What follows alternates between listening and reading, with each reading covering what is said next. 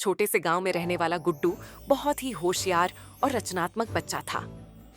उसे ड्राइंग और पेंटिंग का बहुत शौक था, लेकिन उसके पास अच्छे रंग और पेंसिल नहीं थे।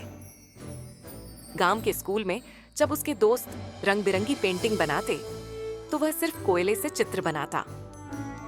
उसकी माँ गरीब थी, इसीलिए वह नई पेंसिल नहीं खरीद सकता था, लेकिन गुड्डू कभी भी हार नहीं मानता था। एक दिन गांव के मेले में गुड्डू को एक पुरानी किताबों की दुकान दिखती है। वहां एक अजीब बूढ़ा बाबा बैठा होता है।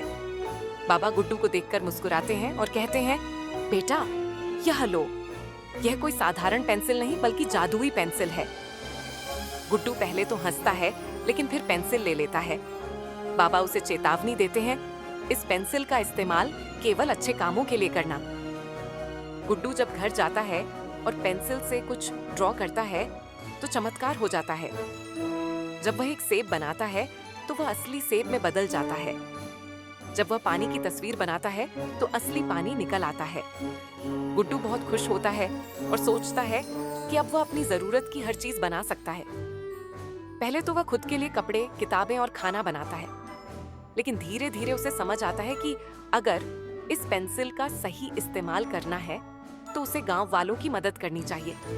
वह गरीब बच्चों के लिए किताबें और खिलौने बनाता है।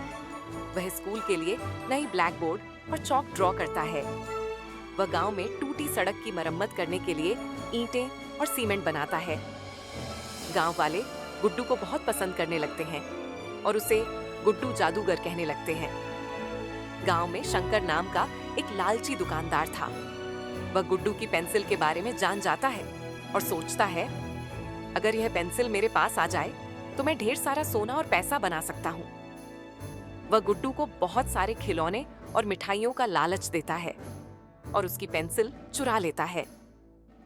अब शंकर पेंसिल से सोने की ईंटें, नोटों के ढेर और महल बनाने की कोशिश करता है, लेकिन कुछ नहीं होता। तभी बाबा प्रकट होते हैं और कहते हैं, यह पेंसिल सिर्फ नेक दिल लोगों के लिए काम करती है। शंकर डरकर पेंसिल फेंक देता है और गुड्डू उसे वापस ले लेता है। गुड्डू को एहसास होता है कि असली जादू पेंसिल में नहीं, बल्कि उसकी सोच में है। अब वह बिना पेंसिल के भी मेहनत करने और दूसरों की मदद करने का फैसला करता है।